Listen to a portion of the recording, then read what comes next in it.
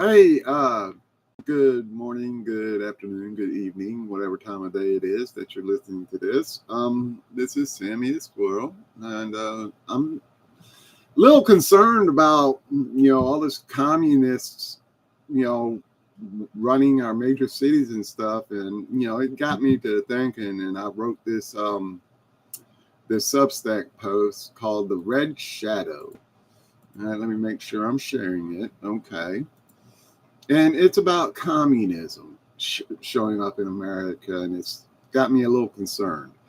All right, the red shadow, how communist tactics are creeping into American politics and why it matters, by Sammy the Squirrel. Imagine waking up one day to find that the America you know and love has been fundamentally transformed. The freedoms you once took for granted, speech, faith, and the pursuit of happiness, gone, replaced by a system where the government dictates every move you make.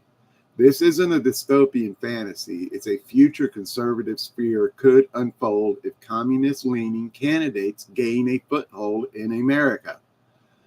As elections loom, a troubling trend has emerged. Candidates who echo the rhetoric and policies of communism are stepping into the spotlight. They promise equality and justice, words that sound noble but carry a heavy historical weight. Time and again, communist leaders have used these same promises to win over the people, only to turn their backs on them once power is secured. Conservatives see this pattern repeating itself today, and it's a warning we can't afford to ignore. The historical playbook, winning hearts, breaking trust. Communism's rise has always followed a chillingly consistent script. History shows us how it works and how it fails the very people it claims to serve. Promises of a better tomorrow. Communist leaders dangle the carrot of utopia, wealth for all, no more poverty, a society where everyone is equal. It's a powerful pitch, especially to those struggling to make ends meet or frustrated with the status quo. Exploiting discontent, they zero in on society's sore spots, economic inequality, class divides, or cultural tensions, then fan the flames by positioning themselves as the solution to every grievance.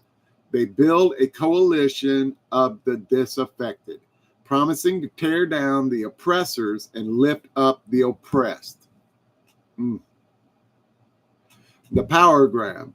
Once elected or installed, the tone shifts. Power centralizes fast. Dissent is labeled dangerous.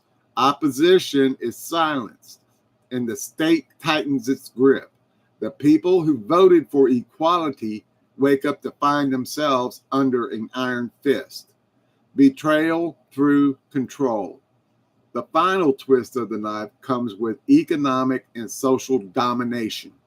Private property is seized, industries are nationalized, and personal freedoms evaporate, all in the name of the common good.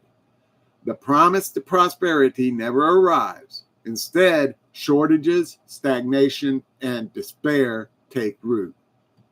Look at the Soviet Union.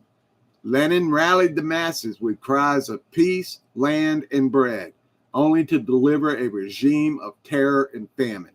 In Cuba, Castro vowed to liberate the people, then locked them into a prison island of poverty. Venezuela's Chavez swore he'd empower the poor, but his successors left them starving while the elite thrived. The pattern is clear. Communists win by promising everything, then betray by delivering nothing but control. Echoes in America, the tactics resurface.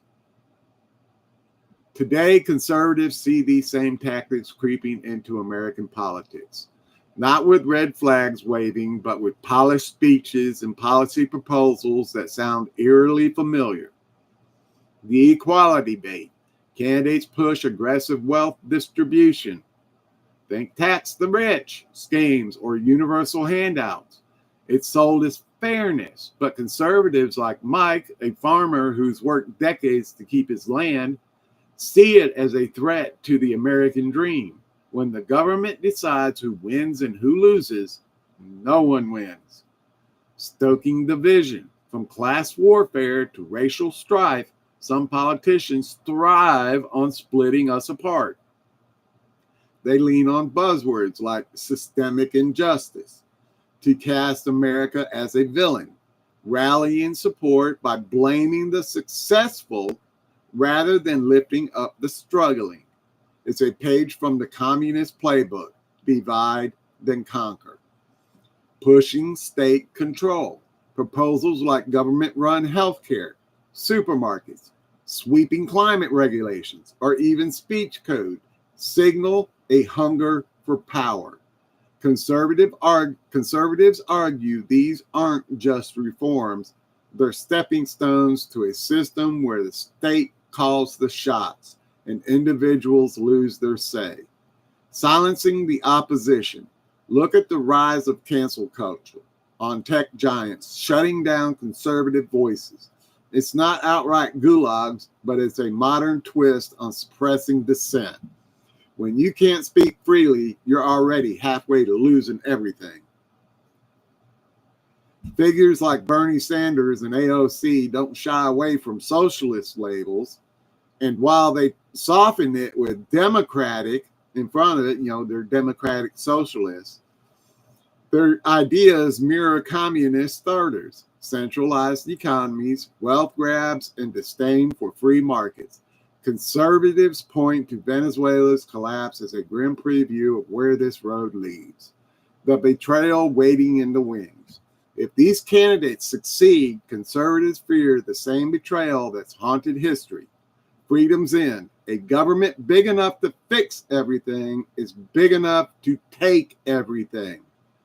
Your right to speak, worship, or run your business could vanish under the guise of equality. Economic ruin. State control doesn't breed abundance, it strangles it. The innovation that drives America's prosperity would wither, replaced by bureaucracy and breadlines. Broken promises. The people cheering today, workers, minorities, the poor, would be the first to suffer tomorrow. History proves it. Communism champions become its tyrants, and the masses pay the price. Standing firm, what we can do. This isn't about paranoia, it's about vigilance. Conservatives believe America's strength lies in its people, not its promises of perfection. Here's how to fight back. Know the stakes. Dig into candidates' platforms. If they're offering free everything or demonizing success, ask what's next. Raise your voice. Vote. Yes, but also speak out. Support leaders who defend liberty, not control. Hold the line. Teach the next generation what makes America exceptional. The Constitution, free markets, and the power of the individual. We're not doomed to repeat history, but we must recognize its warnings. Communism seduces with hope, then stabs with betrayal. America's future hangs on whether we see through the act and choose freedom instead. Okay, stop sharing that. That one was only 9 minutes long. Right on. I'm getting a little bit more concerned. I think I should start making them a little bit longer. Y'all let me know if I should. I think I thought around 15 minutes was good for all of them. And starting to shorten them down a little bit too short now, but that's all right. Y'all have a great and blessed day. Thank you to all my paid subscribers. And I'll see y'all on the next one. Bye.